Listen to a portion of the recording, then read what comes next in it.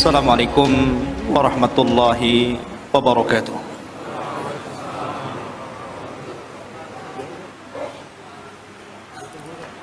Alhamdulillah, wassalatu wassalamu ala rasulillah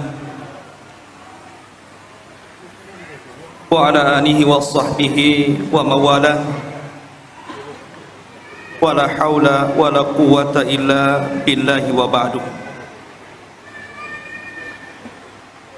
Ma'asyiral muslimin, jamaah sekalian yang dirahmati Allah Subhanahu wa taala. Alhamdulillah, pada malam hari ini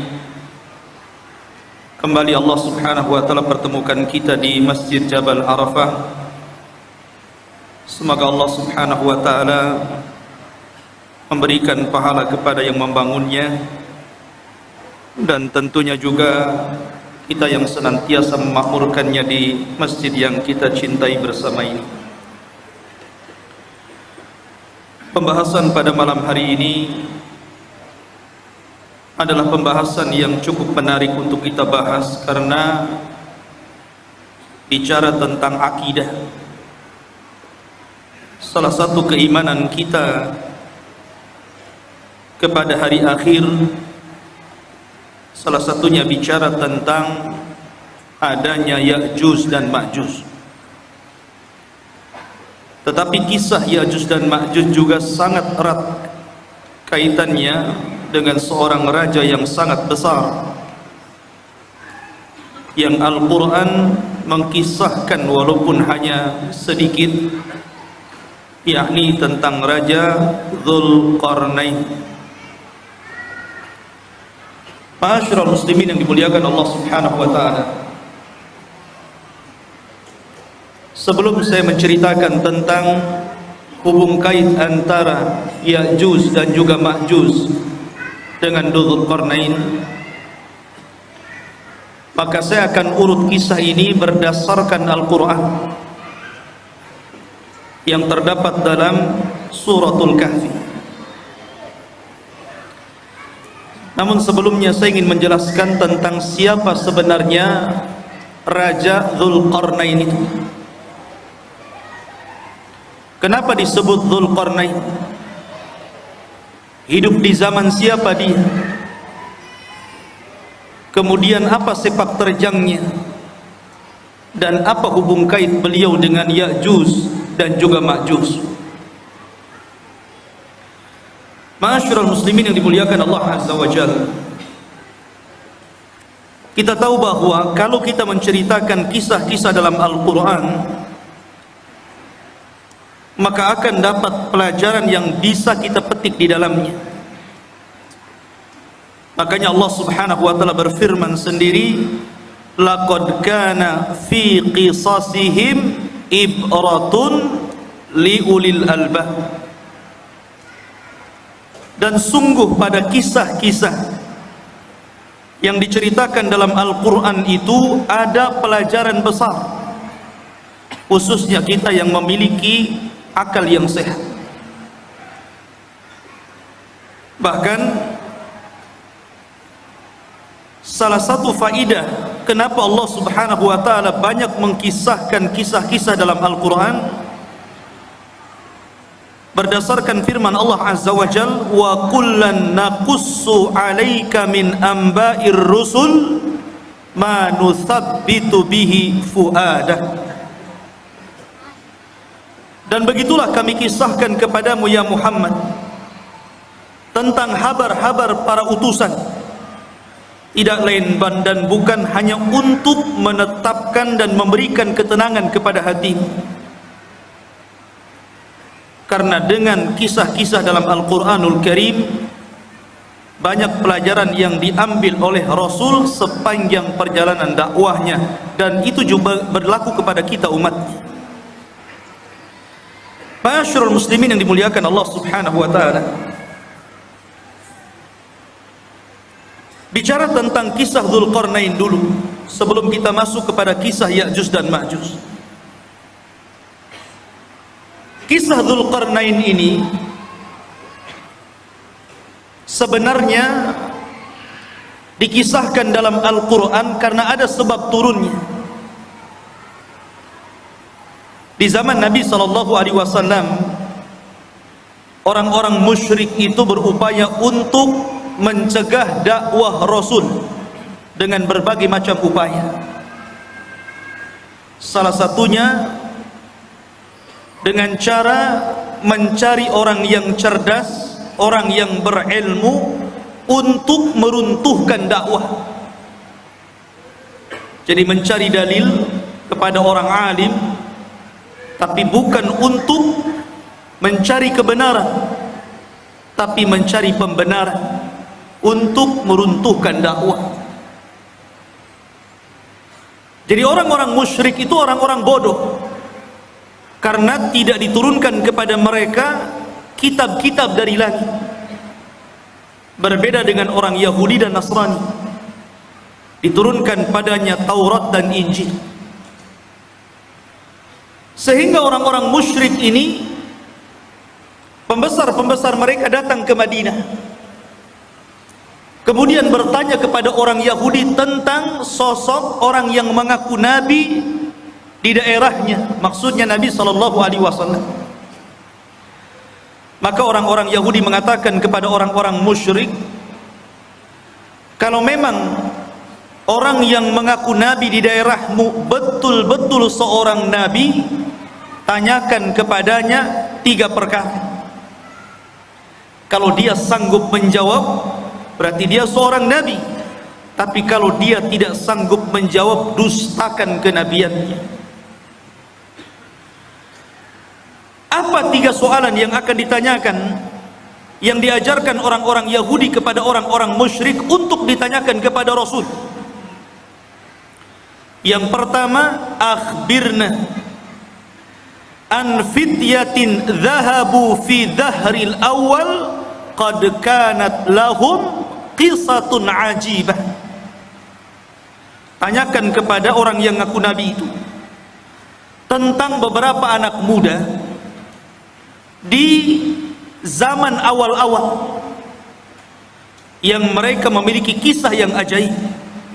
Siapa anak-anak muda itu? Kemudian yang kedua, akhbirna an rajulin tawafan balagha masyariqal ardi wa magharibaha. Tanyakan juga kepada orang yang ngaku nabi itu tentang seorang laki-laki yang berkeliling dunia sampai ke arah barat dan sampai ke arah ujung daripada timur. Kemudian yang ketiga, akhbirna anir ruh wa mahi. Tanyakan juga kepada dia tentang apa itu ruh.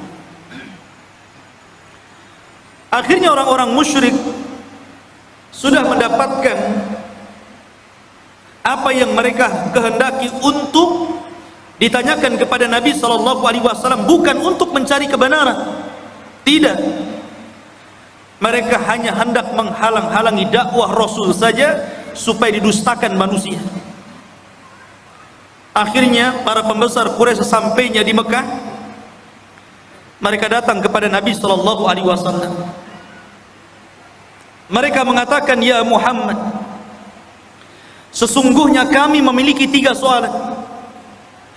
Kalau engkau sanggup menjawab, maka engkau adalah seorang nabi, amanna bik, pasti kami akan beriman kepadamu. Tapi kalau engkau tidak sanggup menjawab, memang engkau ini nabi palsu, pendusta. Akhirnya Nabi SAW mengatakan, silahkan tanyakan saja.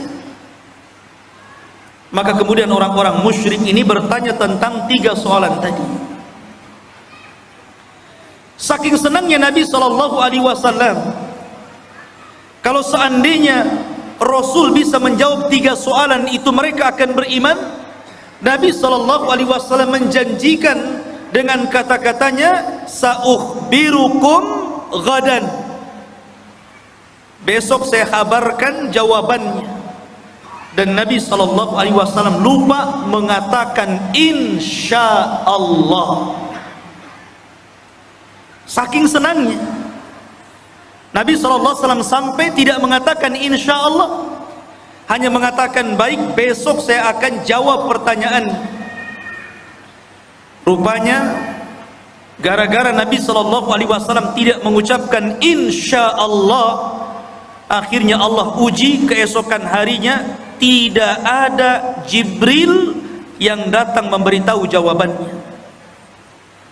1 hari, 2 hari, 5 hari, 10 hari, sampai 15 hari, sehingga mulai orang-orang musyrik menganggap bahwa Nabi ini seorang pendusta, khianat, janji malah diingkari. Dari situlah Nabi SAW sesak dadanya. Akhirnya pada hari ke-15 malaikat Jibril turun dan menurunkan surah Al-Kahfi, dan ini sebagai jawabannya. Adapun anak-anak muda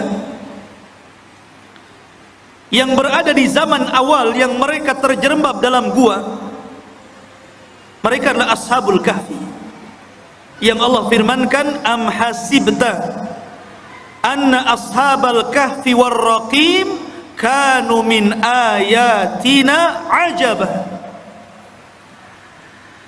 Apakah engkau mengira bahwa anak-anak muda yang terjerembab dalam Al-Kahfi, gua yang dalam itu, warraqim, raqim itu papan yang ada nama-nama Ashabul Kahfi, itu disebut raqim, dan itu tertera di dinding depan gua Al-Kahfi itu. Dan mereka adalah tanda-tanda kebesaran kami yang luar biasa, yang ajaib.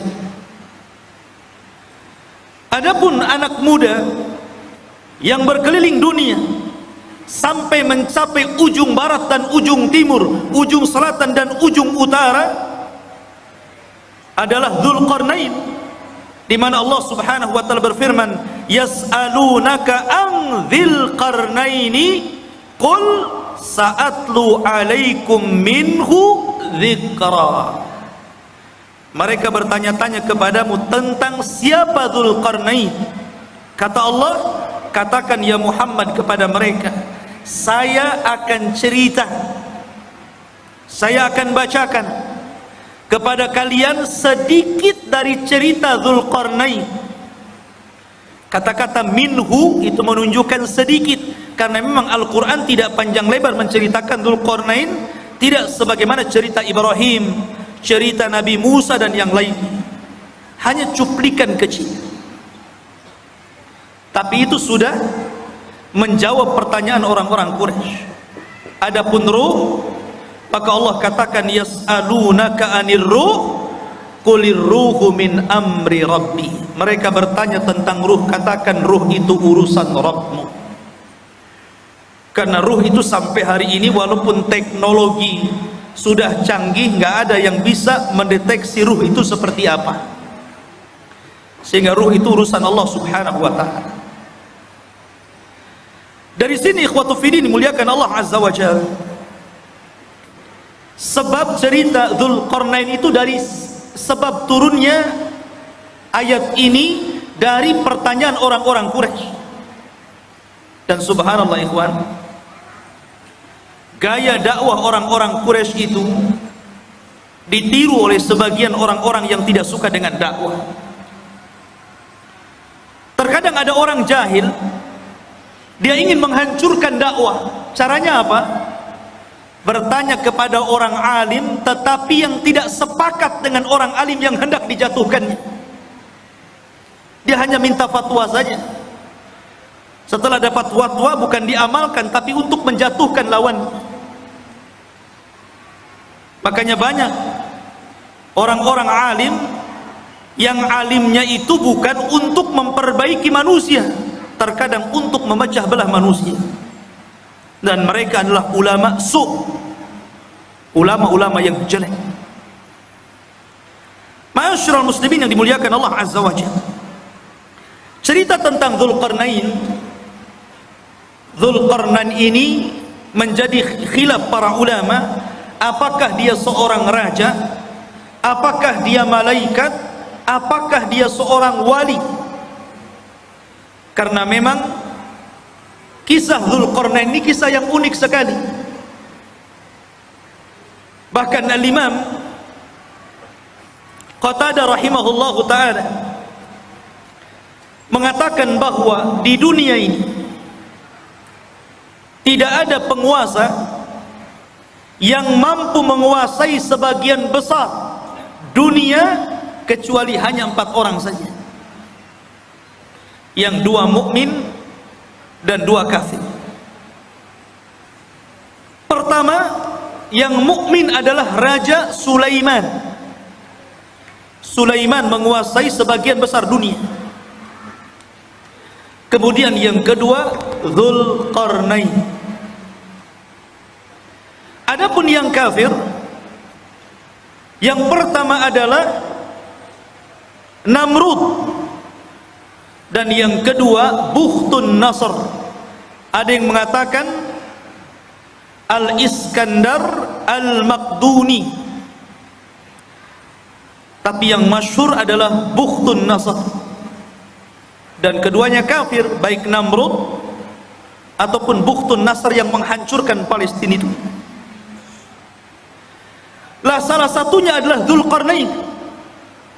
Dia penguasa yang berhasil menguasai barat dan timur, selatan dan utara, sehingga kemudian menjadi khilaf apakah dia seorang nabi, apakah dia seorang wali, ataukah dia malaikat. Ada yang mengatakan dia adalah malaikat, tetapi pendapat ini tentu sangat jauh sekali. Ada yang mengatakan dia seorang nabi berdasarkan zahir Al-Quran, karena dia diperintah Allah untuk menyampaikan wahyu Allah. Siapa yang beriman maka akan diperbaiki, siapa yang kufur maka akan disiksa dan diazab. Dan nanti saya akan jelaskan tentang rihlah beliau. Tapi pendapat yang masyhur, dan ini pendapat yang banyak dikuatkan para ulama, seperti Asy-Syaikh Ibnu Utsaimin rahimahullahu ta'ala, mengatakan bahwa dia adalah rajulun saleh, orang yang sangat soleh sekali, dan dia seorang raja dan penguasa dunia. Itulah Dzulqarnain. Lalu hidup di masa siapa Dzulqarnain ini? Ada yang mengatakan bahwa Dzulqarnain ini hidup di masa Nabi Khidir, bahwa Khidir pernah berjumpa dengan Dzulqarnain di Baitul Maqdis, kemudian diangkat menjadi menterinya, menjadi penasehatnya. Akhirnya Dzulqarnain pun keliling dunia bersama Khidir. Ada yang berpendapat seperti ini, tetapi pendapat ini dibantah oleh para ulama yang banyak. Apalagi pendapat ini sampai mengatakan Khidir tidak mati sampai hari ini. Kemudian yang kedua, dan ini yang dikuatkan para ulama, juga dikuatkan oleh Imam Ibnu Utsaimin rahimahullahu ta'ala, bahwa Dzulqarnain itu hidup di masa Nabiullah Khalilur Rahman Ibrahim alaihi salatu wassalam. Jadi ia hidup di masa Nabiullah Ibrahim, bahkan dia pernah tawaf bersama Ibrahim dan juga Ismail di Ka'bah. Bahkan dikatakan Ibrahimlah yang menjadikan Dzulqarnain ini masuk ke dalam agama tauhid, yang dengan itu akhirnya Dzulqarnain berdakwah keliling dunia. Ini salah satu pendapat Al-Imam Ibnu Utsaimin rahimahullahu ta'ala dalam fatwa Nur ala Darbi. di mana Ibnu Utsaimin mengatakan huwa malikun salihun kana ala ahdil khalil Ibrahim. Dia adalah raja yang saleh, hidup di masa Nabiullah Ibrahim alaihi salatu wassalam, wa yuqalu annahu tafa ma'ahu bil baiti fallahu a'lam. Bahkan dikatakan dia pernah tawaf bersama Ibrahim di Baitullah, Allahu a'lam. Itu perkataan dari Imam Ibnu Utsaimin rahimahullahu taala. Ma'asyiral muslimin yang dimuliakan Allah azza wajalla. Baik, kenapa dia disebut Dzulqarnain? Dzu itu artinya pemilik. Qarnain itu dua tanduk. Kenapa disebut pemilik dua tanduk itu? Ada yang mengatakan bahwa kenapa raja tersebut digelari pemilik dua tanduk atau dalam bahasa Arabnya Dzulqarnain? Pendapat yang pertama, karena dia memakai mahkota, dan dalam mahkotanya itu berbentuk dua tanduk. Jadi ada tanduk dalam mahkotanya dari kanan dan kiri, dari tembaga. Ada yang mengatakan disebut Dzulqarnain karena dia pernah dipukul sebelah kanannya, kemudian mati dan terluka. Kemudian Allah hidupkan kembali, kemudian dipukul lagi oleh kaumnya, kemudian mati dan kemudian dihidupkan kembali. Ada yang berpendapat seperti itu, ya terima saja, namanya pendapat. Makanya disebut Dzulqarnain. Ada yang mengatakan karena bentuk kepalanya seperti dua tanduk, ada tanduknya di kepalanya. Dan tentu ini ba'id, sangat jauh. Dan pendapat yang terakhir inilah yang banyak dikuatkan para ulama. Disebut Dzulqarnain karena dia ketika berdakwah mengajak manusia ke dalam tauhid, maka dia berjalan ke arah barat sampai ujung terbenamnya, dan ke arah timur sampai tempat terbitnya. Dan tempat terbit serta tempat terbenamnya itu disebut qarnai syaitan, dua tanduk setan. Makanya Nabi SAW melarang jangan sholat ketika terbit matahari dan ketika terbenam matahari, karena ketika itu muncul dua tanduk syaitan. Maka ketika Dzulqarnain berdakwah sampai ujung barat, sampai terbenam matahari, bahkan sampai ujung timur, sampai terbitnya matahari, berarti dia melakukan kedua perjalanan, kedua tanduk syaitan, sehingga akhirnya dia digelari sebagai raja pemilik dua tanduk ataupun Dzulqarnain. Ini yang paling akrab mungkinnya, yang paling dekat berdasarkan nas Al-Quran, bagaimana perjalanan beliau ke ujung barat dan timur itu. Ma'asyiral muslimin yang dimuliakan Allah Azza wa Jalla, perjalanan Dzulqarnain ini adalah perjalanan yang luar biasa. Seorang raja yang seluruh kekayaannya, seluruh hidupnya hanya untuk mengajak manusia kepada tauhid. Makanya kalau kita cerita para raja, saya kira di negeri kita saja cerita para raja banyak ya. Ada Raja Majapahit, ada raja ini, raja itu. Di negeri kita paling banyak cerita raja itu. Kata Syekhul Islam Ibnu Taimiyah rahimahullahu ta'ala, sesungguhnya apabila kita cerita tentang Raja Dzulqarnain, sesungguhnya tidak ada kisah yang lebih indah, yang lebih baik melebihi kisahnya Raja Dzulqarnain, karena banyak ibrah dan pelajaran. Bahkan kisah kisah Dzulqarnain ini sangat menginspirasi bagi dakwah Nabi sallallahu alaihi wasallam. Karena turunnya cerita Dzulqarnain ini di saat sulit-sulitnya Nabi dalam berdakwah. Jadi ketika Nabi sallallahu alaihi wasallam mengalami keperitan dakwah, kesulitan dakwah, tiba-tiba Allah Subhanahu wa ta'ala turunkan ayat dan menceritakan tentang kisah Dzulqarnain, seolah-olah turunnya ayat ini memberikan solusi kepada Nabi sallallahu alaihi wasallam dalam dakwahnya.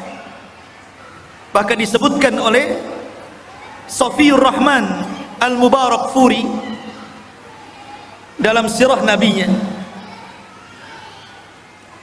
ada pelajaran besar. Kenapa kisah Dzulqarnain ini diturunkan kepada Nabi sallallahu alaihi wasallam di saat kesulitan Rasul dalam berdakwah? Apa hikmahnya?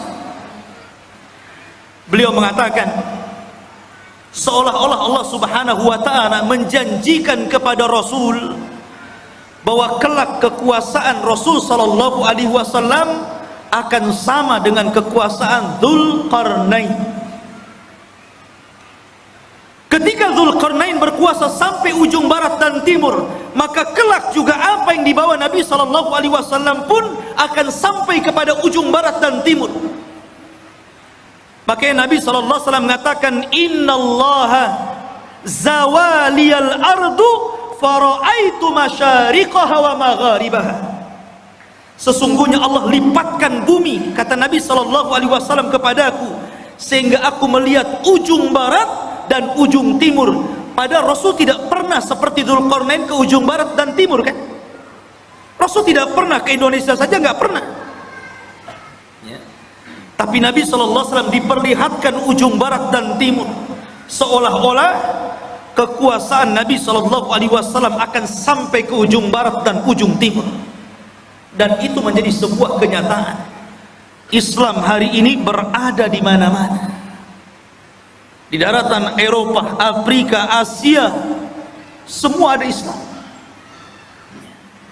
Ma'asyiral muslimin yang dimuliakan Allah Azza wa Jalla, itulah hikmahnya tentang kisah ini diturunkan kepada Nabi sallallahu alaihi wa ala alihi wasallam. Adapun tentang nasab beliau, nasabnya Dzulqarnain. Siapa Dzulqarnain? Siapa namanya? Keturunan siapa dia? Ada yang mengatakan bahwa Dzulqarnain ini satu di antara raja-raja Yaman. Artinya dia bukan raja di luar daripada Arab, tapi Dzulqarnain itu raja Arab karena berasal dari Yaman. Karena rata-rata raja Yaman itu kalau menggelari rajanya selalu diawali dengan kalimat Dzu, seperti Dzu Nuwas yang pernah menguasai Himyar Yaman. Ya. Maka raja-raja yang diawali dengan kalimat Dzu berarti menunjukkan raja itu adalah raja Yaman, dan dia keturunan dari kabilah Qahtan, dan kabilah Qahtan itu keturunan daripada Nabiullah Daud alaihi salatu wassalam. Dan ini pendapat yang kuat, karena banyak orang-orang yang kemudian meneliti, membaca, berusaha untuk menggali siapa Dzulqarnain itu, sehingga kemudian muncul katanya Dzulqarnain itu adalah seorang raja yang pernah hidup di Cina, dan tembok yang dibangun untuk mengurung Ya'juj dan Ma'juj itu ya tembok Cina itu. Ada yang berpendapat seperti itu, sehingga kemudian orang-orang mengatakan Ya'juj dan Ma'juj itu orang Cina karena temboknya di sana. Ya. Satu. Ada yang mengatakan bahwa Dzulqarnain itu satu raja yang pernah menguasai Persia. Dan ada juga yang mengatakan bahwa Dzulqarnain adalah Iskandariyah Al-Maqduni Al-Yunani, murid daripada Aristoteles, seorang pencetus filsafat Yunan. Dan ini ada ulama yang mengatakan seperti ini, dan ini banyak sekali yang mengatakan bahwa Dzulqarnain itu adalah Iskandariyah Al-Maqduni Al-Yunan yang pernah menguasai Cina, menguasai India, kemudian juga pernah menguasai Persia dan Romawi. Jadi kekuasaannya besar Iskandariyah Yunan ini, Al-Maqduni. Tapi pendapat ini dibantah para ulama. Salah satunya adalah Al-Hafidh Ibnu Hajar rahimahullahu ta'ala membantah. Kenapa? Karena jarak antara munculnya Raja Dzulqarnain dengan Iskandariyah Al-Maqduni Al-Yunan ini jauh sekali. Iskandariyah ini datang setelahnya 2000 tahun, karena dia hidup di zaman yang dekat dengan Isa bin Maryam, dan dia adalah murid daripada Aristoteles. Yang kedua bantahannya, Al-Iskandariyah Al-Maqduni atau Al-Yunan ini, dia seorang kafir, tetapi Dzulqarnain adalah raja yang beriman, bukan raja kafir. Yang ketiga, Dzulqarnain orang Arab. Adapun Iskandariyah Al-Maqduni Al-Yunan bukan orang Arab, tapi orang Mesir.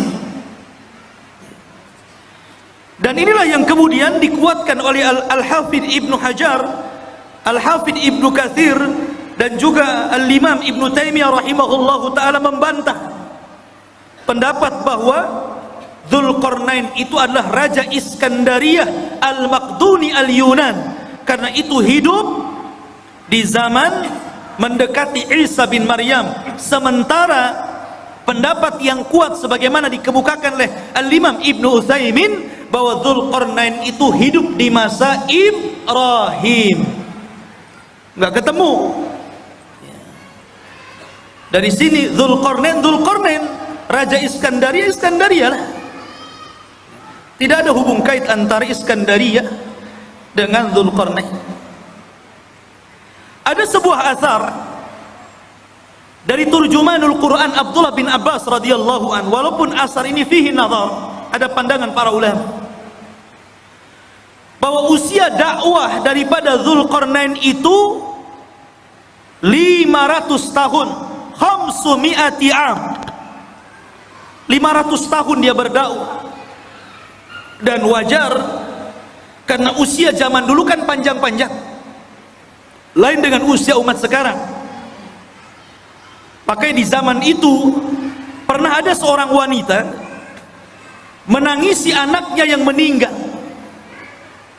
Dia menangis di kuburan karena meninggal anaknya. Saking sayangnya kepada anaknya, dia menangis di kuburan. Akhirnya dikatakan kepada ibu tersebut, "Kenapa Anda menangis wahai ibu?" Maka ibu itu mengatakan, "Ya, aku baru saja kemalangan, anakku meninggal dunia. Baru saja anakku meninggal dunia dan aku sedih karena peninggalannya." Akhirnya kemudian ditanyakan, "Berapa usia anakmu yang meninggal itu?" Maka ibu tersebut mengatakan, "Sittina sana, 60 tahun." 60 tahun masih bayi. Di zaman dulu. Kalau di zaman sekarang janggutnya sudah sampai pusar, dah kakek. 60 tahun dah mau mati. Ya kan? Akhirnya orang ini mengatakan, "Jangan sedih wahai ibu, karena kelak akan datang sebuah umat yang usianya itu baina sittuna was sab'in, baina sittina was sab'in, antara 60 sampai 70 tahun saja, dan itu usia kita umat Islam." Maka sang ibu tersebut sontak saja kaget dan merasa heran dan mengatakan, "Lau a'tanillahu umrahum," kalau Allah berikan umur mereka yang 60 tahun kepadaku, aku akan jadikan 60 tahun itu untuk sekali sujud kepada Allah Subhanahu wa ta'ala. Lihat, ya usia dulu panjang-panjang. Sehingga wajar kalau Dzulqarnain juga keliling dunia sampai 500 tahun, berarti usianya di atas itu kan. Ini satu cerita, namanya asarnya fihi nazar, ya bisa benar bisa salah, karena ada penelitian tentang riwayat. Karena dalam Al-Quran sendiri tidak disebutkan secara detail ya. Karena boleh jadi karena tidak ada manfaat penyebutannya, akhirnya Al-Quran hanya menyebutkan hal-hal yang penting yang bisa dijadikan ibrah dan pelajaran bagi pembacanya. Taib. Itu sedikit muqaddimah tentang siapa Dzulqarnain itu. Di dalam Al-Quranul Karim, tepatnya surah Al-Kahfi, ayat yang ke-83. Ayat yang ke-83 Allah katakan, yas'alunaka an dzil qarnaini. Mereka bertanya-tanya kepadamu ya Muhammad tentang siapa Dzulqarnain itu. Qul sa'atlu alaikum minhu dzikra. Katakan ya Muhammad, saya akan bacakan kepada kalian minhu, dari sedikit kisahnya saja. Dzikra, penyebutannya tidak banyak, hanya sedikit. Dan begitulah Allah Subhanahu wa ta'ala. Terkadang Allah Subhanahu wa ta'ala menyebutkan kisah-kisah para nabi. Ada yang panjang lebar, dari kecil, remaja, dewasa sampai tua dijelaskan. Seperti Ibrahim alaihi salatu wassalam, seperti Nabiullah Musa alaihi salatu wassalam, diceritakan dari kecil sampai tua. Ada yang diceritakan secara global saja. Salah satunya adalah kisah Dzulqarnain, hanya cuplikan saja. Tapi ada nabi-nabi yang kita kenal namanya, termasuk salah satu nabi daripada nabi-nabi 25 nabi dan rasul yang disebutkan nama dalam Al-Quran. 18 namanya terdapat dalam surah Al-An'am, dan lebihnya tersebar dalam beberapa surat, sehingga sempurna 25 nama nabi dan rasul. Itu pun tidak semua diceritakan. Seperti Dzulkifli, tidak ada ceritanya, hanya namanya saja disebut. Yasa ada mana namanya disebut, tapi tidak ada ceritanya dalam Al-Quran, baik sedikit ataupun banyak. Dari sini menunjukkan bahwa Allah berfirman, wa qulna, Allah mengatakan rusulan qad qasasnahum 'alaika min qablu wa rusulan lam naqsushum 'alaika wa kallamallahu Musa taklima.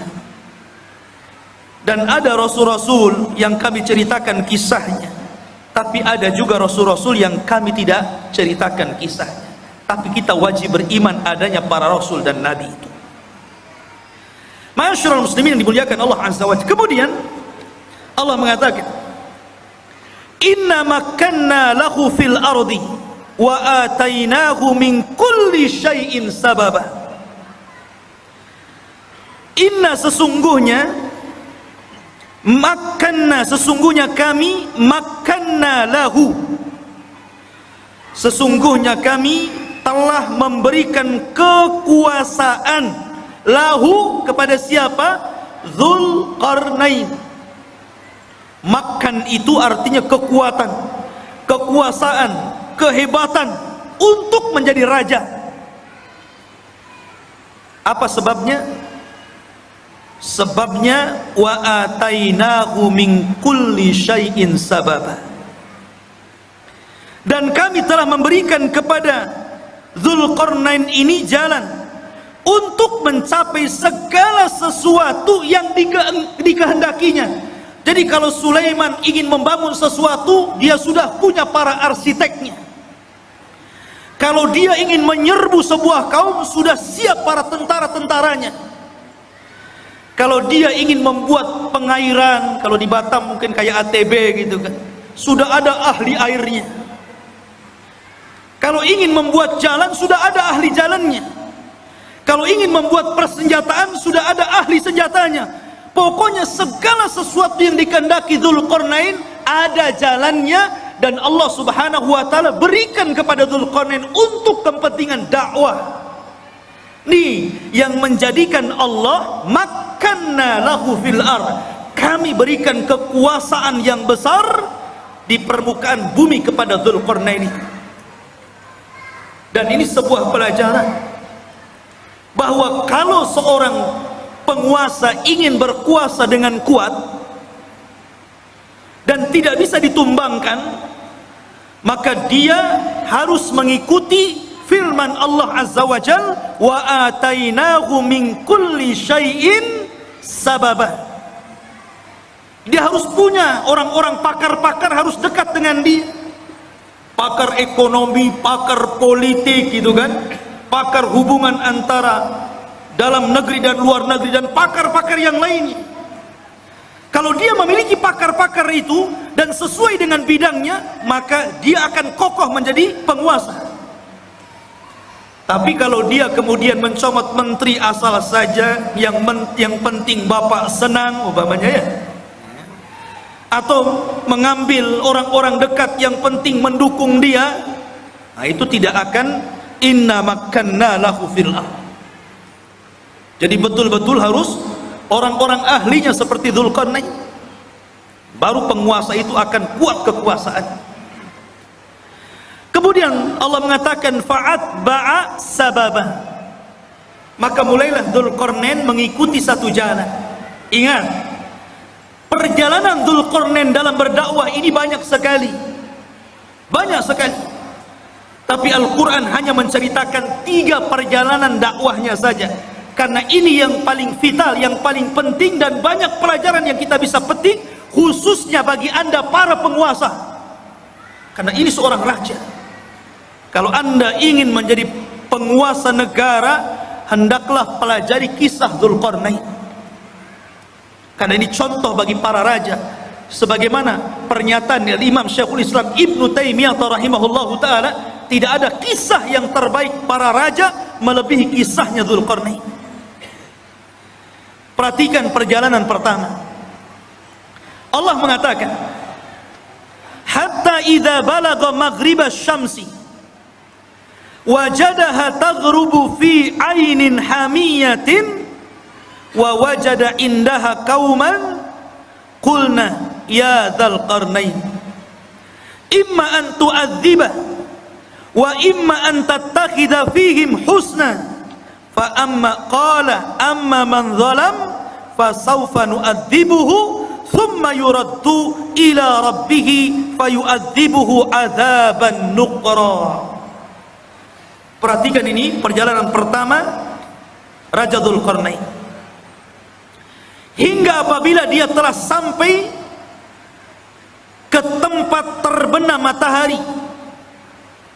Ketika dia sampai ke mana? Ainin. Ain itu maksudnya lautan. Hamiyatin maksudnya yang bentuknya seperti lumpur hitam. Jadi beliau mengarah ke arah barat karena terbenam matahari di situ. Terbenam matahari di mana? Di barat. Pertama kali perjalanan Dzulqarnain ke mana? Ke arah barat. Dia berjalan ke arah barat. Dan di sini Allah mengatakan ainin hamiyah, maksudnya lautan yang menghitam seperti lumpur hitam.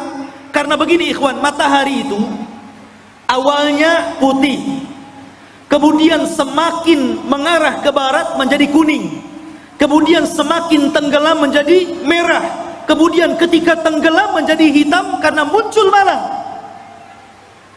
Itulah disebut ainin hamiyah. Dan disitulah ujung daripada barat, karena sudah tidak ada jalan lain, sudah ujungnya, selebihnya nggak ada tanah lagi, lautan semuanya. Lah Dzulqarnain sampai di ujung barat. Disitulah Dzulqarnain, ikhwan, ini Dzulqarnain itu berjalan ke sana kemari hanya untuk memperbaiki. Dan ini percontohan penguasa, percontohan presiden, percontohan seorang raja. Walaupun Dzulqarnain itu sudah kaya raya, kaya harta, kaya jabatan, kaya pasukan, buat apa lagi? Sudahlah, duduk-duduk saja, kan begitu ya. Sekarang saja seperti itu, baru menjabat maaf baru sekelas wali kota atau bupati saja gitu kan. Kadang-kadang kalau safar kemana-mana tidur saja. Udah sampai, sudah. Dia nggak tahu jalannya bolong, ada polisi tidurnya, jalannya rusak tuh nggak tahu dia. Harusnya jangan tidur, lihat, wah ini jalan perlu diperbaiki, ini jalan nggak bagus nih. Kemudian melewati desa-desa, ini kayaknya ada ketertinggalan, harus dimajukan nih. Harusnya seperti itu. Ya. Lah Dzulqarnain ini, dia kalau masuk ke sebuah desa dan desa itu ada ketertinggalan, dimajukan. Apa yang kalian butuhkan? Kalian butuh kedokteran? Kami letakkan di para dokter, ajarkan mereka kesehatan. Kalian perlu untuk pembangunan, nih saya letakkan arsitek, ajari mereka bagaimana cara membangun rumah dan gedung. Jadi sifatnya seperti itu. Dzulqarnain ini hanya memperbaiki, kalau sudah baik tempat tersebut, daerah tersebut, diletakkan orang-orangnya, kemudian dia jalan lagi. Sampai akhirnya, sampai di ujung barat, ketemu sebuah kaum yang tidak punya agama. Kaum yang zalim, dan tidak ada kezaliman yang paling besar melainkan kesyirikan. Kaum yang sangat pendosa, melakukan keharaman, pencuri, pembunuh. Lah Dzulqarnain ini mendapatkan kaum di arah barat seperti itu. Ya. Makanya Allah mengatakan di dalam ayat ini, ya Dzulqarnaini, wahai Dzulqarnain, wahai Raja Dzulqarnain, imma an tu'adzib wa imma an tattakhidha fihim husna. Terserah engkau. Apakah engkau mau menghukum orang-orang jahat ini, orang-orang zalim ini, orang-orang yang tidak beriman ini, ataukah engkau ingin berbuat baik kepada mereka? Terserah. Maka Dzulqarnain mengatakan, amma man zalam, adapun orang yang zalim, adapun orang yang menyekutukan Allah, yang suka membunuh, yang suka mencuri, yang suka melakukan keharaman, fasawfa nu'adzibuhu, kami akan azab dia, kami akan hukum dia, thumma yuraddu ila rabbih, setelah itu kami serahkan kepada Rabbnya, fayu'adzibuhu adzaban nuqra, kelak Rabbnya akan mengadab, boleh jadi lebih dahsyat dibandingkan azabku kepada mereka. Tetapi sebaliknya, wa amma man amana wa amila salihan falahu jazaan al-husna wa sanaqulu lahu min amrina yusra. Adapun yang nurut dengan perintahku, akhirnya beriman, beramal saleh, maka mereka akan mendapatkan balasan yang baik, dan kami katakan kepadanya, dari perkara kami mudahkan segalanya. Jadi kalau memang dia mengikuti dakwah Dzulqarnain, mau mentauhidkan Allah, mau melakukan amal saleh, mau melakukan amal kebaikan, dan mengikuti arahan-arahan Dzulqarnain, maka Dzulqarnain akan membangun qaryah tersebut, daerah tersebut akan dibangun, akan difasilitasi, akan dibangun dan ditebarkan pendidikan, dakwah, pembangunan dan yang lainnya. Itulah Dzulqarnain. Dia tidak diam, dia jalan-jalan ke sana kemari, dan itu salah satu sifat seorang penguasa. Harus jalan-jalan melihat kondisi rakyatnya. Lihat Ibnul Khattab, Umar Ibnul Khattab, malam-malam malam-malam keliling melihat rakyatnya, sehingga pelajaran, karena dia suka jalan malam melihat-lihat rakyatnya, baik yang senang ataupun yang susah, banyak melahirkan undang-undang, kebijakan-kebijakan, peraturan-peraturan yang kemudian sangat bermanfaat untuk rakyatnya, hanya karena jalan-jalan terinspirasi akhirnya. Ya, seperti itu. Dan Umar kalau jalan-jalan melihat rakyatnya tidak bawa wartawan, tidak diliput. Besoknya keluar Umar jalan-jalan menyambangi kaum muslimin yang ada di sini, bagi-bagi sembako. Nggak ada. Umar tidak masuk media. Lain dengan penguasa sekarang ya. Masuk parit saja ada wartawan. Masyarul muslimin yang dimuliakan Allah Subhanahu wa taala. Begitulah seorang raja jalan ke sana kemari.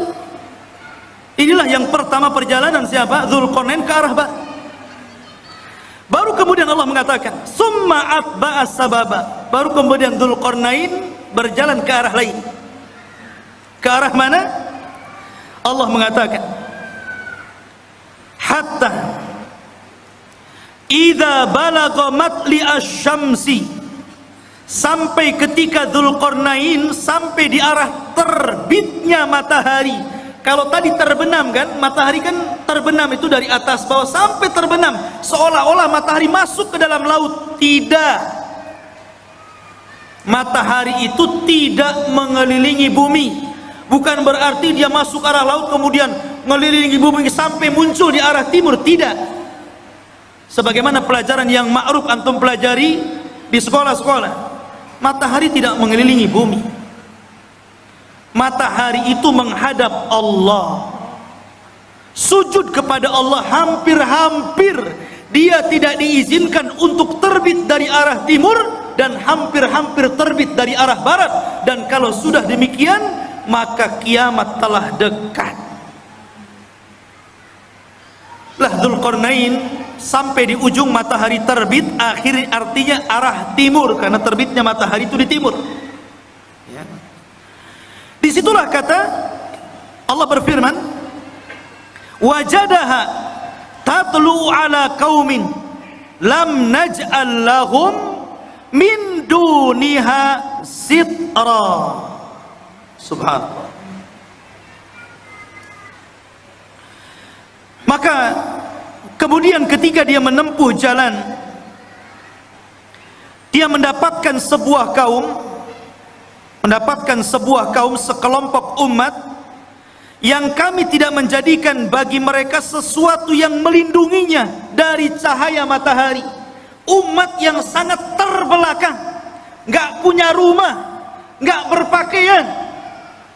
Seperti mungkin di zaman sekarang kalau orang-orang primitif gitu ya, orang-orang yang hidup di daerah Amazon, jangan jauh-jauh ke Amazon ya, di Indonesia saja banyaknya. Seperti ada seorang dai yang belusukan ke hutan-hutan di daerah timur itu ya, akhirnya masuk Islam gara-gara pakai sabun. Itu pernah ceritanya dengar ya?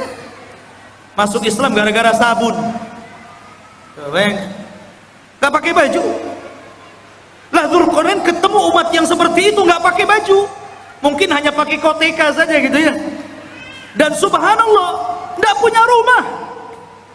Kaum itu tidak ada rumah. Mereka tidur sembarangan gitu kan, kadang di bawah pohon. Nggak punya rumah. Bukan berarti tidak bisa membangun rumah. Belum sampai ilmu kepada mereka bahwa mereka itu perlu rumah dan bagaimana cara membangunnya, nggak tahu itu masalahnya. Dan mereka juga tidak pakai baju, tidak pakai celana, auratnya tampak. Bukan berarti sebelum orang-orang itu sebelumnya manusia telanjang, tidak. Karena Nabi yang pertama kali mengajari untuk menjahit siapa? Nabi Idris. Dialah Nabi yang pertama kali mengajari umat untuk menjahit pakaian. Nabi Idris. Tapi bukan berarti sebelum Idris sampai kepada Adam telanjang, tidak. Pakai baju juga, cuman mereka bajunya ditempel-tempel, ditali-tali gitu saja, tidak dijahit. Lah di zaman Idris itulah mulai ada jahitan, mulai dijahit sininya, dijahit sananya, sampai hari ini berbagai macam ragam, sampai muncul tailor-tailor kan gitu. Tapi yang pertama kali menjahit siapa? Idris. Lah di zaman Dzulqarnain ini ada kaum dari arah timur itu nggak pakai apa-apa, auratnya nampak, nggak punya rumah, kasihan ya. Kemudian kadzalika wa qad ahadna bima ladaihi khubra. Kadzalika, begitulah sesungguhnya ilmu kami meliputi segala apa yang ada padanya. Maknanya akhirnya Allah Subhanahu wa taala menjelaskan bagaimana Dzulqarnain diberikan kemampuan oleh Allah untuk memperbaiki umat itu. Pelan-pelan Dzulqarnain mengajarkan bagaimana cara membuat rumah, kemudian bagaimana cara berpakaian, kemudian diajak untuk beriman kepada Allah. Akhirnya mereka pun beriman kepada Allah lewat dakwah Dzulqarnain. Dari sini menunjukkan bahwa kekuasaan itu dicapai untuk dakwah. Jangan antum memilih penguasa kalau tidak ada kepentingan kepada agama. Itu catatannya. Kalau antum hendak memilih penguasa, cari penguasa yang condong ke dalam Islam, yang mau memperjuangkan Islam, yang mau mengangkat harkat derajat para ulama dan orang-orang yang cinta para ulama. Siapa penguasa yang dekat dengan Islam, memperjuangkan Islam, kita pilih. Begitu. Itu barometernya. Kita tidak mengatakan si A ataupun si B, satu ataupun dua, tidak. Pokoknya siapa di antara penguasa itu, oh yang satu ini kalau jadi Islam remek nih, Islam akan diganti nih. Kalau yang ini minimalnya Islam akan baik, Islam tidak akan diganggu, Islam akan jaya. Kita pilih yang cenderung dengan agama, karena memang kekuasaan itu alat untuk berdakwah. Itulah Dzulqarnain, dijadikan alat kekuasaannya untuk berdakwah dalam rangka mentauhidkan Allah, mengajak manusia ke jalan Allah Subhanahu wa ta'ala. Harusnya seperti itu. Kemudian yang ketiga, dan ini inti pembahasan kita, Allah Subhanahu wa ta'ala berfirman, "Tsumma atba'a sababa." Kemudian Dzulqarnain memilih jalan yang selanjutnya. Setelah ke barat, kemudian ke timur, sekarang ke utara atau ke selatan. Tapi Allah tidak mengatakan utara atau selatannya, antara dua arah itu. Cuman Allah mengatakan hatta idza balagha baina saddaini wajada min dunihima qauman la yakaduna yafqahuna qaula. Hingga apabila Dzulqarnain sampai di antara dua buah gunung yang sangat tinggi dan besar, dia mendapati di hadapannya sebuah kaum yang hampir-hampir kaum itu tidak paham apa yang diucapkannya, nggak ngerti bahasanya itu, aneh bahasanya. Mungkin bahasa kita ini bahasa planet, ngomong apa nih, saya nggak paham. Kita aja di Indonesia kadang-kadang dialognya orang Jawa dengan orang Medan itu beda kan? Beda. Kadang-kadang orang Medan nggak paham bahasa Jawa, orang Jawa nggak paham bahasa Medan. Sampai saya dengar iklan di radio itu kan aneh-aneh. Beli es pak, kata orang Jawa, sampun telas. Iya segelas katanya. Bilang sampun telas, dibilang satu gelas. Boten enten, ya pakai santen gitu. Wong Medan, oh kok tahu kamu saya orang Medan gitu. Ya, kadang-kadang nggak nyambung tuh. Ya. Itu dialog Jawa dengan Medan nggak nyambung tuh.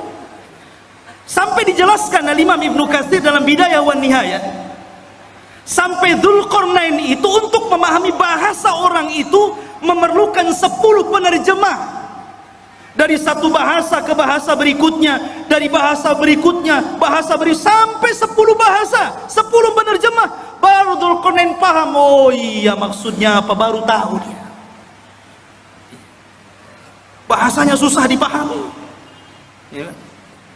Rupanya Dzulqarnain paham keinginannya. Apa keinginannya? Dikemukakan dalam Al-Quran. Qalu, mereka berkata, ya Dzulqarnain, inna Ya'juj wa Ma'juj mufsiduna fil ard fahal naj'alu laka kharjan ala an taj'al bainana wa bainahum sadda. Ini keinginannya. Dan ini erat kaitannya dengan kisah Ya'juj dan Ma'juj. Dan inilah kisah Dzulqarnain yang ada hubungannya dengan kita kaum muslimin. Kisah yang terakhir ini, pertemuan Dzulqarnain dengan kaum yang terakhir ini adalah kisah yang sangat erat kaitannya dengan kita kaum muslimin. Karena kita ini umat yang ada di akhir zaman. Kenapa kita ini umat yang ada di akhir zaman? Pertama, karena tidak ada nabi setelah Rasul sallallahu alaihi wasallam. Maknanya tidak ada umat selain umat Nabi sallallahu alaihi wasallam. Setelahnya dunia ini akan dihancur-hancurkan alias kiamat.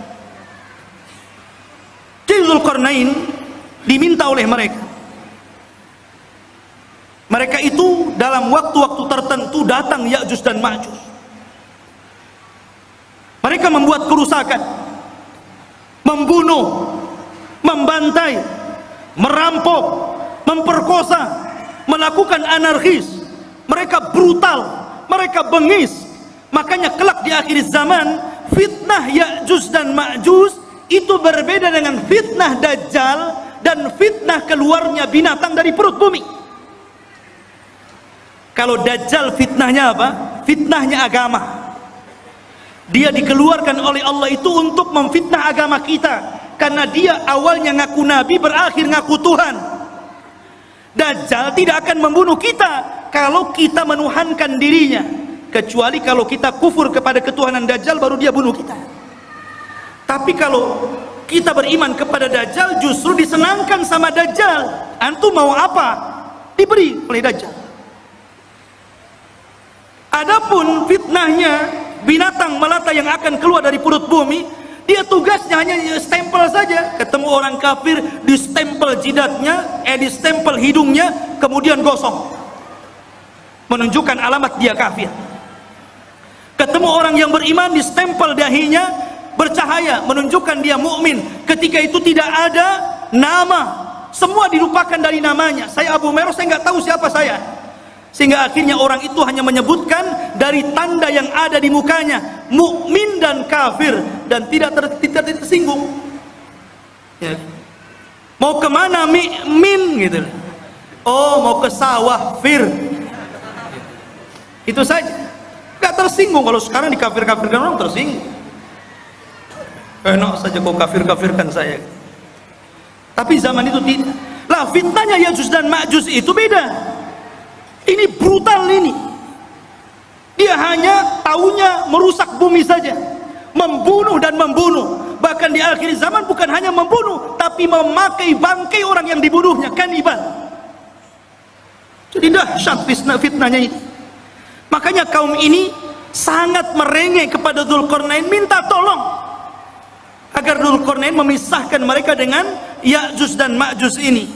Makanya dia mengatakan, ya Dzulqarnain, wahai Dzulqarnain, inna Ya'juj wa Ma'juj, sesungguhnya Ya'juj dan Ma'juj itu mufsiduna fil ard, dia merusak bumi.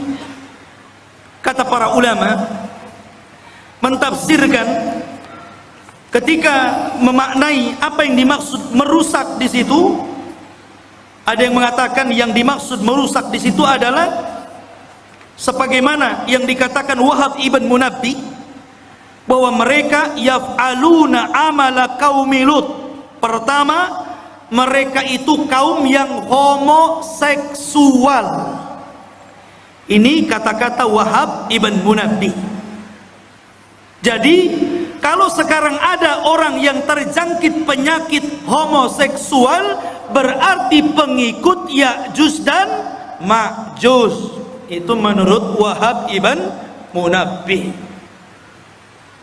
Ingat tuh, jangan sekali-kali mendukung LGBT. Ya. Itu perilakunya Ya'juj Ma'juj itu. Tapi jangan antum katakan, tuh lihat Ya'juj Ma'juj tuh. Tengok orang banci, hati-hati ada Ya'juj Ma'juj. Boleh. Ini menjelaskan bahwa kerusakan dalam ayat Al-Kahfi tadi, menurut Wahab ibn Munabbi, mereka merusak bumi, artinya mereka melakukan amalan kaum Lut. Dan ini tentu sangat jauh penafsiran seperti ini. Ada yang mengatakan seperti Atha Al-Khurasani mengatakan, annahum kanu yaqtulun, mereka suka membunuh. Dan juga dikatakan Muqatil ibn Sulaiman, annahum kanu ya'kulunan nas, mereka membunuh dan memakan orang yang dibunuhnya, kanibal. Menurut Muqatil ibn Sulaiman. Dan boleh juga digabungkan tiga-tiganya. Mereka suka melakukan amalan kaum Lut, dan mereka suka membunuh, membantai, dan mereka juga kanibal, memakan orang yang dibunuhnya, alias kanibal. Itulah kerusakannya Ya'juj dan Ma'juj. Ada orang makan orang? Di zaman sekarang kan ada juga ya. Di YouTube itu daerah mana itu? Pasar jual beli daging orang. Ngeri juga ya. Khawatuf ini muliakan Allah Azza wa Jalla. Maka mereka mengatakan, fahal naj'alu laka kharjan, bagaimana kalau kami sediakan upah untukmu wahai Dzulqarnain, ala an taj'al bainana wa bainahum saddan, agar kau jauhkan kami dengan mereka, buatkan benteng. Karena mereka datang dari sana, buatkan benteng supaya mereka tidak menyerang kami lagi. Subhanallah. Mereka siap menyediakan upah kepada Dzulqarnain. Buat apa? Dzulqarnain ini sudah kaya, pasukannya banyak, orangnya cerdas, berilmu, dan Allah berikan segala sesuatu keinginannya. Buat apa upah? Makanya Dzulqarnain mengatakan, dengan mengatakan kepada mereka, qala ma makkani fihi rabbi khairun, tidak usah, nggak perlu kalian memberikan upah. Apa yang telah Allah berikan dari kekuasaan dan kekuatan ini sudah cukup untukku. Ini kebaikan, anugerah, nikmat yang luar biasa, nggak perlu. Nih, seorang raja harus seperti itu. Jangan menyusahkan masyarakat, harus memberikan kesenangan kepada masyarakat. Ma'asyiral muslimin yang dimuliakan Allah Azza wa Jalla. Tetapi Dzulqarnain hanya mengatakan, fa'inuni biquwatin aj'al bainakum wa bainahum radma, tetapi tolong bantu aku, sediakan orang-orang kuat di antara kalian untuk kerja bakti bersamaku. Nanti aku akan jadikan antara kalian dengan Ya'juj dan Ma'juj itu dinding pemisah, supaya dia tidak menyerbu kalian lagi. Inilah jiwa besar seorang pemimpin, ya, membangun sebuah bangunan yang luar biasa, yang belum pernah dibangun orang-orang sebelum dan setelahnya. Bahkan bangunan itu sendiri tidak tahu siapa yang tahu, nggak ada yang tahu. Sampai sekarang kan nggak ada yang tahu, walaupun berbagai macam ilmuwan meneliti. Dengan kecanggihan alat-alat di zaman sekarang, dengan teknologi transportasi yang memudahkan mereka untuk berpindah satu negeri ke negeri yang lainnya, sampai sekarang masih gaib, masih belum ditemukan, agak-agak kira-kira saja, mungkin di sini, mungkin di situ. Sampai-sampai Imam Ibnu Katsir meriwayatkan sebuah kisah Raja Abbasiyah, di mana Raja Abbasiyah itu mereka mengirimkan pasukan untuk mencari di mana bentengnya yang dibangun Dzulqarnain ketika mengurung Ya'juj dan Ma'juj. Mengirim delegasi, dan dikatakan oleh Raja Al-Wathiq ketika itu sebagai penguasanya, sebelum kau ketemu benteng itu jangan pulang. Akhirnya berangkat tuh pasukan itu dari satu negara ke negara berikutnya, dari satu daerah ke daerah berikutnya, menyeberangi lautan, menyeberangi gunung, dan begitu seterusnya, sampai akhirnya selama 2 tahun baru ditemukan benteng tersebut.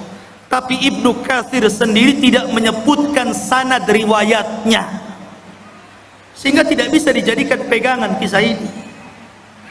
Allahu a'lam ada di mana, yang jelas sudah ada, ya.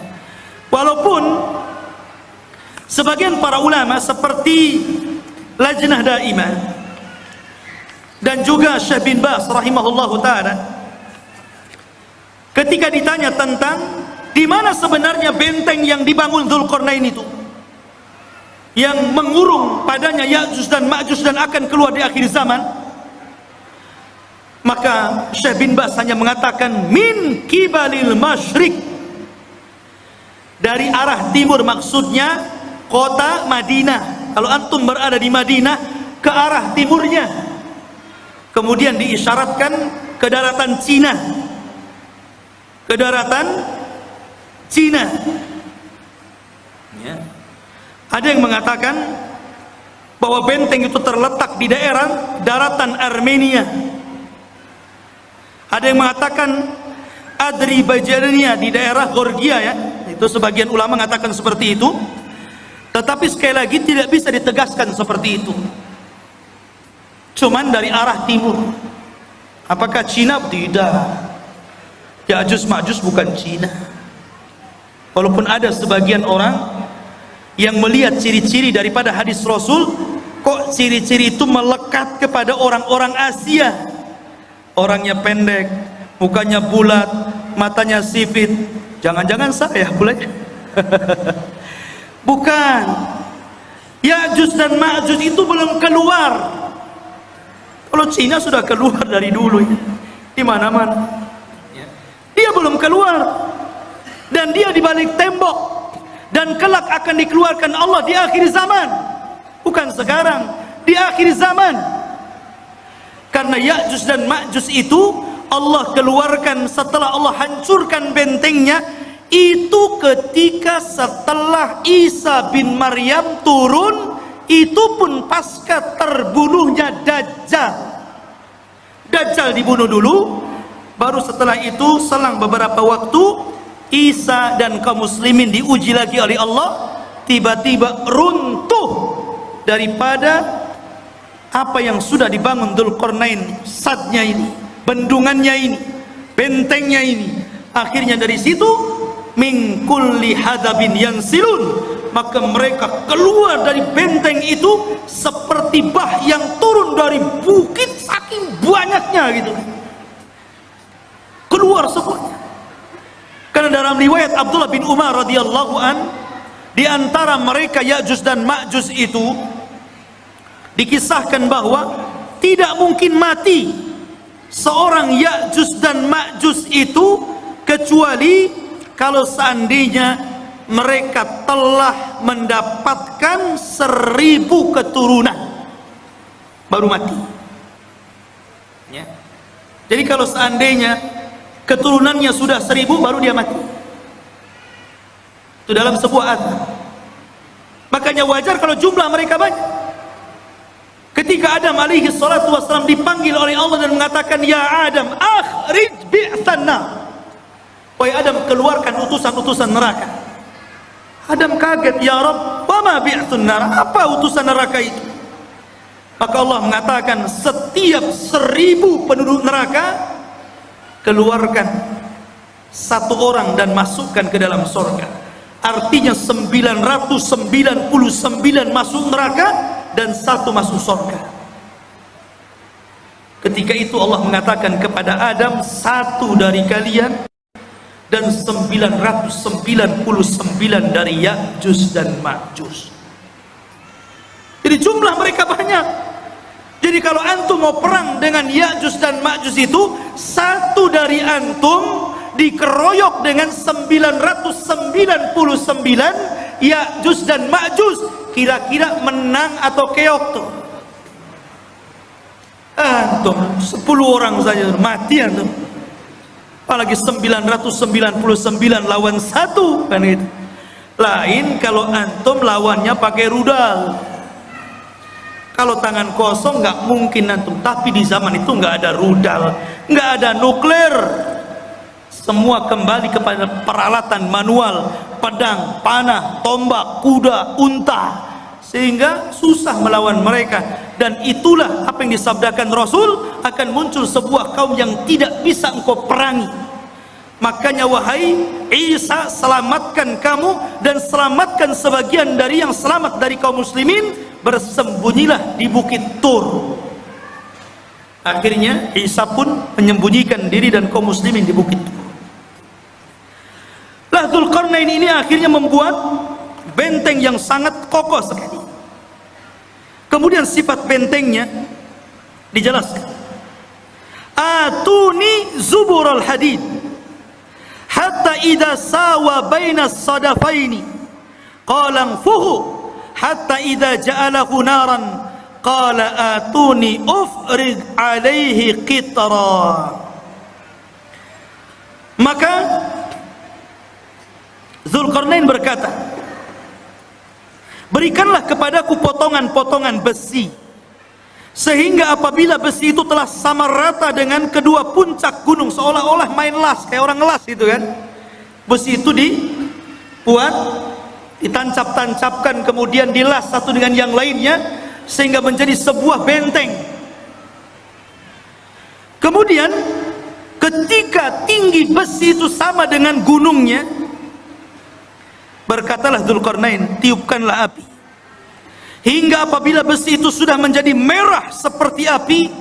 Dia pun berkata, berikanlah kepadaku tembaga yang mendidih agar kutuangkan ke atas besi panas tersebut. Kokoh sekali.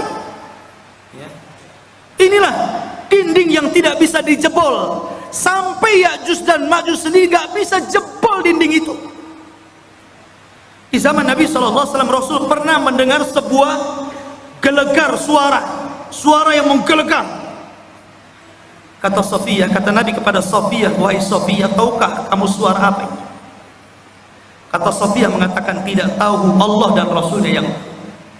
Kata Nabi, itulah suara bentengnya Ya'juj dan Ma'juj, dan dia berhasil melubangi. Kemudian Rasul menyebutkan seperti ini, dia sudah bisa melihat kita dari lubang seperti ini. Jadi Ya'juj dan Ma'juj itu sudah bisa melubangi seperti ini, kata Rasul, ngekar dari dalam. Ini Abu Fulan, ini Abu Fulan, ya, dikeker. Dan subhanallah, karena kokohnya benteng itu, Ya'juj Ma'juj itu setiap hari melubangi untuk keluar dari situ. Jadi kalau di pagi hari dia datang dengan kumpulan-kumpulan arsitek khusus yang lubangi gua itu dari kalangan Ya'juj dan Ma'juj, mereka ngebor tuh dengan alat yang mereka punya. Ketika sudah kecapean gitu kan, hampir mereka sedikit lagi, dan waktu sore mereka kemudian kembali ke rumahnya. Besoknya bolongan itu balik lagi ke asalnya. Dan seperti itu hampir mereka putus asa karena tidak bisa melubangi dan tidak bisa keluar dari gerbang. Sampai akhirnya di akhir zaman, ketika pemimpin Ya'juj dan Ma'juj itu hendak memimpin untuk melubangi dan keluar dari benteng itu, kata pemimpinnya, besok kita akan kerja lagi, insya Allah. Pemimpinnya diilhamkan untuk mengucapkan insya Allah. Subhanallah, ketika pemimpinnya diilhamkan untuk mengucapkan insya Allah, jebol benteng itu.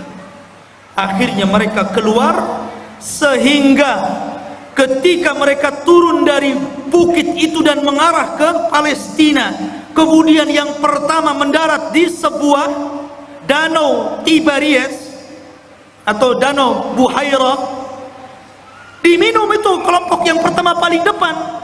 Yang tengah dan yang belakang ketika sampai di danau itu sudah nggak kebagian air, dan mereka mengatakan, kan tadi masih banyak, kenapa sudah habis, katanya. Saking banyaknya. Padahal danau itu bisa menghidupi jutaan jiwa yang ada di sana. Tapi sekali teguk gelombang yang pertama, habis ludas saking banyaknya Ya'juj dan Ma'juj. Lihat bagaimana kuasa Allah Azza wa Jalla. Maka Allah mengatakan, famastata'u an yadharuhu wa mastata'u lahu naqba qala hadha rahmatun min rabbi fa idza jaa wa'du rabbi ja'alahu dakkan wa kana wa'du rabbi haqqan. Maka di sini Allah Subhanahu wa taala mengatakan, Zulkarnain berkata dalam ayat ini, "Famastata'u lahu an yadharuhu." Ya'juj dan Ma'juj itu tidak mungkin sanggup untuk menghancurkan benteng itu. Tidak sanggup. Karena yang menghancurkan atas izin Allah kan. Jadi tidak ada yang sanggup kecuali Allah Azza wa Jalla, dan itu pun atas kehendak Allah Subhanahu wa taala. Makanya Dzulqarnain mengatakan, "Hadza rahmatun min Rabbi." Ini semua karena rahmat Allah Subhanahu. Dengan kecerdasan Dzulqarnain, kebesaran Dzulqarnain, banyaknya pasukan yang dimiliki Dzulqarnain, ilmu yang dikuasai Dzulqarnain, tetap dia mengatakan ini rahmat dari Allah. Ya, tawadu, rendah diri, masih mengakui rahmat ini datang dari Allah. Jangan seperti Qarun yang mengatakan innama utitu min ilmin indi, kekayaan ini datang dari ilmu yang saya miliki, katanya. Jangan seperti Qarun. Dzulqarnain tetap mengatakan ini rahmat dari Allah Subhanahu wa taala. Ma'asyiral muslimin yang dimuliakan Allah Azza wa Jalla. Itulah kilasan daripada cerita Dzulqarnain. Sedikit kita cerita tentang Ya'juj dan Ma'juj. Ya'juj dan Ma'juj adalah keturunan daripada salah satu putra Nuh alaihi salatu wassalam, namanya Yafis ibn Nuh. Nuh memiliki 4 putra, Ham, Syam, Yafis, Kan'an. Tapi Kan'an kafir dan tidak masuk ke perahu, akhirnya mati diterjang ombak dan tufan. Sehingga yang selamat adalah Ham, Syam, dan Yafis. Dari keturunan Syam inilah lahir para nabi dan rasul. Dari keturunan Ham ini lahirlah orang-orang yang berkulit hitam. Dan dari keturunan Yafis inilah lahir bangsa Asia, salah satunya kabilah Ya'juj dan Ma'juj. Salah satu dari keturunan kabilah Yafis adalah Ya'juj dan Ma'juj, dan semuanya masuk neraka. Tidak ada yang masuk surga. Ya, karena mereka diciptakan untuk membuat fitnah. Sama dengan Dajjal. Ya. Ma'asyiral muslimin yang dimuliakan Allah Azza wa Jalla. Kalau kita tahu bahwa Ya'juj dan Ma'juj adalah keturunan Yafis ibn Nuh, dari sini maka kita katakan Ya'juj dan Ma'juj itu manusia, bukan binatang, apalagi tumbuh-tumbuhan. Dia manusia dan bukan jin. Karena sebagian para ulama mengatakan sebagaimana dinukilkan oleh sebagian para ulama, seperti dikatakan Ka'ab al-Akhbar. Ka'ab al-Akhbar ini seorang ulama yang masuk Islam di zaman Umar ibn al-Khattab. Kunyahnya Abu Ishaq, dan dia banyak menukilkan ilmu ahli kitab, dan dia banyak diterima riwayatnya.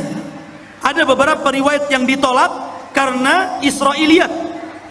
Salah satu kisah Israiliyatnya, Ka'ab al-Akhbar mengatakan bahwa Ya'juj dan Ma'juj itu terdiri dari 3 golongan. Kelompok yang pertama tingginya seperti Syajaratul Aruz. Syajaratul Aruz, pohon aruz ini pohon yang sangat tinggi, seperti pohon mangga yang ada di Lubnan. Jadi Ya'juj dan Ma'juj itu raksasa karena tinggi seperti pohon aruz, katanya, yang ada di Lubnan, ma'ruf setinggi pohon kelapa gitu. Jadi kalau muncul sekali nginjak kayak gempa, blok blok blok gitu. Itu satu golongan. Yang kedua, ada dari Ya'juj dan Ma'juj itu kelompok yang beda. Dia memiliki tingginya 4 hasta dan lebarnya 4 hasta. 1 hasta itu 1/2 meter. Kalau 4 hasta berarti 2 meter. Tingginya 2 meter, lebar badannya 2 meter. Kotak. Ya kan? Tinggi 2 meter, badan 2 meter, 4 persegi namanya. Ya. Sepompong. Kemudian yang ketiga, katanya dia adalah makhluk yang memiliki dua telinga yang lebar. Satu telinganya untuk mencari mangsa dan satu telinganya untuk selimut badannya ketika tidur. Saking lebar telinganya itu. Semana itu bentuknya. Ini satu pendapat dari Ka'ab al-Akhbar. Ada juga pendapat dari Abdullah bin Abbas radhiyallahu an mengatakan, Ya'juj dan Ma'juj itu bukan besar, tapi dia orang kerdil. Ada satu kelompok itu tingginya cuma 1 jengkal, ada yang 2 jengkal, paling tinggi 3 jengkal. Segini, tinggal ditendang saja. Itu satu pendapat. Tapi yang jelas bahwa ini hanya ijtihad para ulama. Pendapat yang kuat kita mengambil berdasarkan zahir hadis. Ketika Nabi SAW menjelaskan tentang ciri-cirinya, bahwa dia adalah dzulful unub, pesek hidungnya, sigharul uyun, sipit matanya, kemudian wujuhuhum kal mijanil mutraqa, wajahnya seperti tameng bulat gitu kan. Kemudian juga disyaratkan seperti bangsa Turuk, bangsa orang-orang Mongol. Kayak kita lah persis mukanya, ya kan? Jadi dia manusia, ya, bukan seperti yang diceritakan Ka'ab al-Akhbar atau riwayat daripada Ibnu Abbas radhiyallahu anhu. Tapi dia manusia yang akan keluar, tapi manusia kanibal, manusia beringas, manusia sadis, barbar, ya. Oh, jadi dia taunya membunuh saja. Makanya ketika benteng itu dihancurkan, maka mereka menyerbu setiap kampung. Ya ummul arda, mengelilingi bumi sampai mungkin ke Batam juga tuh. Ya tuh. Ya. Itu semua orang-orang di luar jenisnya itu dibunuh, dibantai. Sehingga ketika itulah Allah memerintahkan kepada orang-orang yang beriman dan Nabi Isa alaihi salatu wassalam agar bersembunyi saja, jangan dilawan karena tidak akan menang. Sehingga ketika Ya'juj Ma'juj merasa mereka sudah membantai seluruh umat manusia yang ada di bumi, dan mereka merasa sudah yakin membantai semuanya, mereka pun sombong dan mereka mengatakan, qad qatalna man fil ard sanaqtuluhu man fis sama. Kami sudah membunuh orang yang ada di bumi, sekarang giliran kau yang ada di langit, sekarang ku bunuh kalian, katanya. Akhirnya mereka mengarahkan tombak dan panahnya ke langit. Kemudian dilesatkan tombak dan panahnya itu, subhanallah, merupakan sebuah tanda-tanda kebesaran Allah. Sekarang ikhwan, kalau antum lempar panah ke langit, sampai mana kekuatan antum melempar itu? Walaupun rudal sekalipun, sampai mana coba? Ada batasnya kan? Tapi oleh Allah sengaja disedot panah itu. Jadi panahnya itu terus disedot sengaja sampai ke dalam awan, sampai dah nggak kelihatan lagi. Dari situ Allah kembalikan panah dan tombak, dan sengaja ujung-ujungnya seolah-olah dilumuri darah, seolah-olah orang yang di langit sudah mati. Akhirnya ketika panah dan tombak itu kembali ke bumi, yakin mereka sudah membunuh orang yang di langit dan orang yang di bumi. Lengkaplah kesombongan mereka. Dari situlah, karena kesombongan mereka lah akhirnya Allah subhanahu wa ta'ala menghancurkan mereka. Dengan cara apa? Berperang? Tidak ada sanggup yang memerangi. Tapi Allah kalau menghancurkan sebuah kaum, bagi Allah itu mudah. Ketika Allah menghancurkan orang-orang yang hendak menghancurkan Ka'bah dari Abrahatul Asram dan pasukan gajahnya, cukup mengirim burung laut. Ketika Allah subhanahu wa ta'ala memberikan azab kepada orang-orang yang kufur, yang disebutkan dalam surah Al-Kahfi, pemilik 2 kebun, yang kebun itu kayak sorga. Kalau masuk ke kebun itu bawa keranjang, tidak perlu dipetik, keluar, masuk kebun, keluar sudah penuh keranjangnya. Kayak surga, kufur mereka. Akhirnya Allah mengadab kaum tersebut dengan cara apa? Mengutus tikus sebesar kucing. Ada tikus sebesar kucing? Ada. Tikus Jakarta. Bukan, antum jangan kotor otaknya. Tikus-tikus got itu kan gede itu ya. Antum tahu tikus got itu? Itu kalau ketemu kucing, kucingnya yang lari. Ya. Jadi dikeluarkan tuh tikus-tikus menggerogoti apa? Sad Ma'rib, bendungan Sungai Ma'rib digerogoti. Akhirnya hancur bendungan itu. Kemudian airnya meluluhlantakkan sebuah negeri yang sangat subur, negeri Sabah itu. Dan tidak ditanami kecuali sedikit. Akhirnya semuanya menjadi rata dan tidak ada yang tersisa tumbuhan kecuali hanya pohon bidara, sidrin, dan beberapa pohon yang tidak ada manfaat. Begitu juga ketika Allah menghancurkan Ya'juj dan Ma'juj. Apa yang Allah kirim? Allah tidak kirim buaya, baik buaya laut atau buaya darat. Allah tidak kirim harimau, Allah tidak kirim gajah, tapi Allah kirim ulat nagab, dud. Itu yang dikirim. Ketika Ya'juj dan Ma'juj tertidur di malam hari, rupanya Allah kirim ulat kemudian masuk ke dalam tengkuknya. Ketika ulat itu masuk ke dalam tengkuknya dan menjadi virus dalam badannya, tiba-tiba satu Ya'juj dan Ma'juj mati dan meninggal dunia seperti antum mematikan gardu listrik, satu mati, mati semuanya. Ya kan? Jadi satu Ya'juj Ma'juj mati, mati semua. Subhanallah. Ya. Tetapi yang kerepotan Nabi Isa, cemana membuang bangkainya setiap satu jengkal ada di permukaan bumi itu. Akhirnya kemudian Isa berdoa agar Allah membersihkan bangkai-bangkainya. Dikirimlah burung seperti burung-burung unta, sebesar burung-burung unta itu, sebesar unta, dikirim. Kemudian diambil jasadnya dan dilempar entah berantah di mana, di laut mana. Dan ketika itu banyak binatang-binatang yang memakan makanan daging bersyukur kepada Allah Azza wa Jalla. Mereka menjadi kenyang dan gemuk karena banyak bangkai Ya'juj dan Ma'juj di mana-mana. Akhirnya setelah dibuang oleh burung-burung tersebut, Allah menurunkan hujan karena barakah doanya Nabi Isa. Dengan hujan itu akhirnya mengguyur langit, bumi yang kotor dengan bangkai, sisa-sisa bangkai darah dan nanahnya, dan dibuang ke lautan.